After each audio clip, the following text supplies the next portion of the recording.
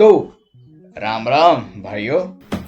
भाई क्या कर रहा है? अपने वाला लगाना। अरे हाँ, तो ladies and gentleman, boys and girls, welcome to the episode 14 of Wild News, जहाँ पे हाँ पिछले बार के वाइल्ड न्यूज के एपिसोड में हमारे पास कुछ तगड़ी तगड़ी खबरें नहीं थी, लेकिन इस बार के इस एपिसोड में काफी तगड़ी तगड़ी खबरें हैं। तो हाँ, एज यूजुअल अगर कुछ भी मिस नहीं करना चाहते तो वीडियो को एंड तक जरूर देखना।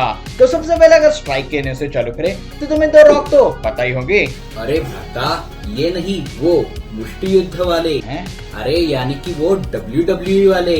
हाँ, तो दो रॉक वही जिन्होंने डीसी का सिस्टम चेंज करने की कोशिश की थी, लेकिन डीसी ने उनको कहा कि क्या है लप्पू सा मुंह में से बोलना वहाँ पे आवे ना, बोलता वो है ना। लेकिन जिसके चलते अब वो भी चुप नहीं बैठने वाले और उन्होंने कहा कि वो डीसी की सिस्टम पार देंगे, सिस्टम पार देंगे। और इसके चलते उन्होंने अब जो ये स्ट्राइक चल रही है उस स्ट्राइक को उन्होंने उसका समर्थन करते हुए लगभग उसे 7 फिगर की अमाउंट डोनेट की है। और इसे कुछ हो ना हो, लेकिन AMPTP यानी कि जो प्रोड्यूसर्स का जो एसोसिएशन है उनका सिस्टम जरूर हैंग हो चुका है, जिसके चलते अब आने वाले फ्राइडे को WGA और AMPTP वाले अब इस निगोशिएट की बैठक को बैठने वाले हैं, और जिसके चलते अब हो सकता है कि 1-2 महीने में ये स्ट्राइक खत्म भी हो जाए। लेकिन हाँ, अभी भी सैग अफ्रा वाले स्ट्राइक पे बैठे हुए हैं। और लेकिन एक बात तो है कि ये इसके चलते अब सिस्टम में कुछ तो चेंजेस होना तो चालू हो चुके हैं। लेकिन इन सभी के बीच में तुम्हें एरोवर्स तो पता ही हुआ, तो उसमें स्टीफन एमल जो कि ग्रीन एरो का रोल प्ले करते हैं, उन्होंने ये कहा कि ये काफी रिडक्टिव निगोशिएशन टेक्निक है। बेसिकली वो ये कहना चाहते हैं कि कोई तरीका है भीख मांगने का। और ऐसा उन्होंने इस स्ट्राइक के बारे में कहा। लेकिन जब ये न्यूज उनके बाकी के सपोर्टिव एक्टर्स को पता चली तो उन्होंने सामने आके उनको काफी ज्यादा क्रिटिसाइज किया है, जिसके चलते स्टीफन एमल ने सामने आके माफी भी मांगी, लेकिन तब तक काफी ज्यादा देर हो चुकी थी है। तो अब मार्वल स्टूडियोज के सेगमेंट में आगे बढ़े। तो हाँ, इस सेगमेंट में भारी भारी न्यूज़ है, लेकिन सबसे पहले अगर तुम्हें सीक्रेट इन्वेजन का लास्ट का एपिसोड या फिर पूरा का पूरा सीक्रेट इन्वेजन ये शो ही अगर पसंद नहीं आया है, तो अब क्वेश्चन ये पैदा होता है कि तुम इसके लिए ब्लेम किसे करोगे, क्योंकि इनके डायरेक्टर जो थे वो सामने आके उन्होंने इस बात का खुलासा कर दिया है कि एंड में हमें जो सुपर स्क्लर की जो फाइट देखने को मिली थी उसका पूरा का पूरा जिम्मा केविन फाइगे ने किया हुआ था, क्योंकि उन्होंने कहा था कि हम इस शो को इस तरीके से एंड कर देंगे।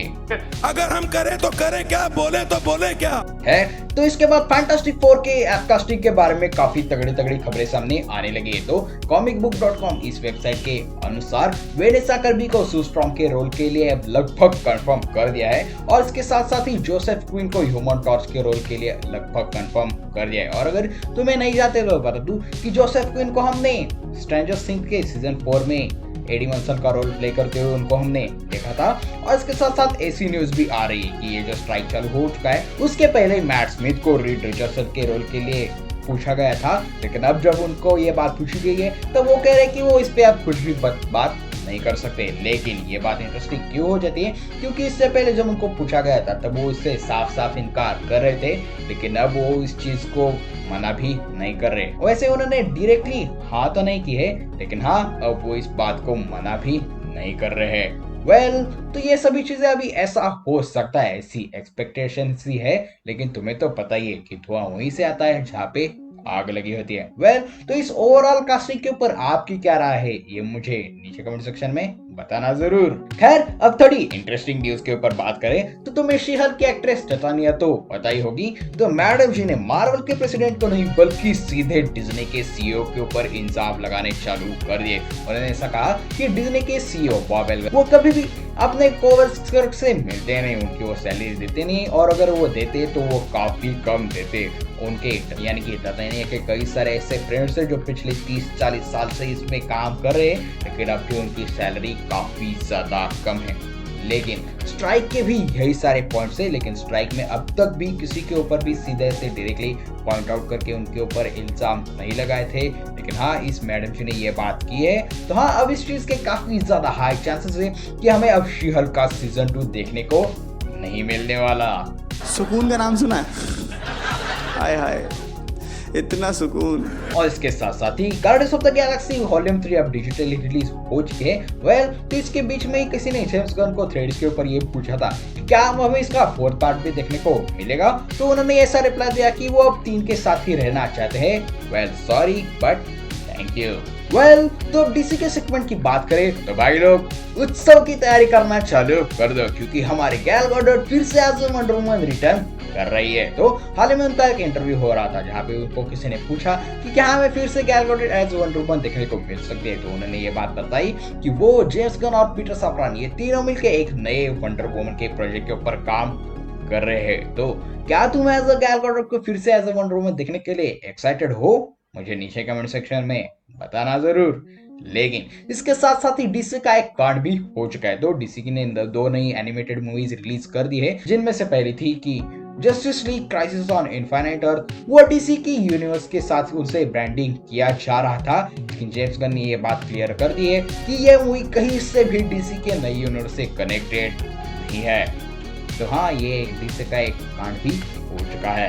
और इसके साथ साथ ही स्पाइडरमैन के फैंस के लिए अब काफी ज्यादा एक्साइटिंग न्यूज आने वाली है। तो एंड्रू गारफील्ड ने बीच में ये बात कंफर्म कर दी है कि उनके यूनिवर्स में अब स्पाइडरमैन अब भी काम कर रहा है और उनके स्पाइडरमैन की स्टोरी अभी भी खत्म नहीं हुई है। तो नो वे होम के बाद जब वो अपने यूनिवर्स में रिटर्न आए तो वहां से आने के बाद उनका स्पाइडरमैन और भी ज्यादा रिस्पॉन्सिबल हो चुका है। वो लोगों की और भी ज्यादा अच्छी तरीके से मदद कर रहा है, वो लोगों को और भी बेटर सुपर हीरो फील हो रहा है और उसकी स्टोरी अभी भी खत्म नहीं हुई है। वो अभी लोगों को मदद कर रहा है और नो वे होम के इवेंट के बीच में जब उसने एमजे को बचाया था तो उसके चलते उसके दिमाग से अब ग्वेन का गिल्ट भी निकल चुका है और वो काफी ज्यादा अच्छे तरीके से काम कर रहा है। भले वो आप स्पाइडरमैन को रोल प्ले नहीं करते हो, लेकिन उनके यूनिट में अब भी स्पाइडरमैन काम कर रहा है। और उन्होंने ये बात भी ऐड की कि बाकी को तो स्पाइडरमैन के मुताबिक उनका सूट काफी तगड़ा लग रहा था, वो काफी रियलिस्टिक फील हो रहा था। और हाँ, ये बात भी पक्की है कि उनका सूट काफी ज्यादा कॉमिक एक्यूरेट था।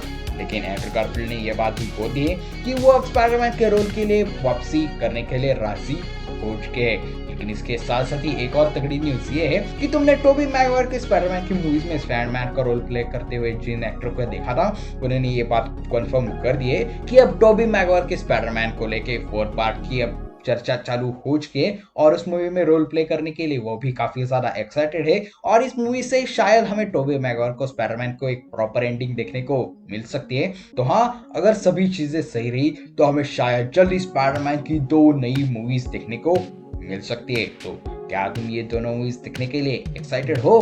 मुझे नीचे कमेंट सेक्शन में बताना जरूर। और इसके साथ साथ ही एनिमे सेगमेंट की बात करें तो जुजुत्सु काइसेन ने अब अपना हिडन इन्वेंटरी आर्क कंप्लीट कर दिया है और अब वो आगे शिबुया इंसिडेंट आर्क को फॉलो करने वाले हैं। लेकिन इन सभी के बीच में अब वो हमें पूरा का पूरा सीजन 1 का रिकैप और इसके साथ साथ ही सीजन 2 के जो भी हमें 5 या फिर 6 जो भी हमें एपिसोड देखने को मिले उन सभी का हमें अब पहले रिकैप देखने को मिलने वाला है। और वो 31 अगस्त से अब शिबुया इंसिडेंट आर्क को फॉलो करने वाले हैं। और इसके साथ साथ ही अगर इंडियन सिनेमा की बात करें तो आने वाले कुछ दिनों में हमें टाइगर के 3rd पार्ट का अब हमें फर्स्ट लुक देखने को मिल सकता है। तो अब यश राजवाल ने पूरा का पूरा कैंपेन प्लान कर दिया है, जिसके चलते वो टाइगर 3 को प्रमोट करने वाले हैं। तो हो सकता है कि अभी 10 या फिर 15 तारीख के बीच में हमें टाइगर का फर्स्ट लुक भी देखने को मिल जाए और शायद ये मूवी नवंबर के आसपास हमें देखने को मिल सकती है। वेल, तो क्या इस मूवी के लिए तुम एक्साइटेड हो? मुझे कमेंट सेक्शन में बताना जरूर। और इन्हीं सारी बातों के साथ हम इस वीडियो को अब यहीं पे रैप अप कर देते हैं। प्रोबेबली ये वीडियो हमारा आज तक का वाइल्ड न्यूज के एपिसोड में से सबसे लंबा एपिसोड बन गया होगा। और अगर तुम्हें ये एपिसोड अच्छे लगे तो इसे लाइक कर देना, अपने दोस्तों के साथ शेयर करना मत भूलना और हाँ, चैनल को सब्सक्राइब कर लेना। और इसके साथ साथ ही हमारे अक्षय कुमार जी की नई मूवी ओ माय गॉड 2 का ट्रेलर लॉन्च हो चुका है, जिसके ऊपर भी मैंने बात की है, तो उसकी वीडियो तुम यहाँ पे चेकआउट कर सकते हो। और मैं मिलता हूँ आपको अगली वीडियो में, लेकिन तब तक के लिए देखते रहिए वाइल्ड वाइन इज़ इट भी।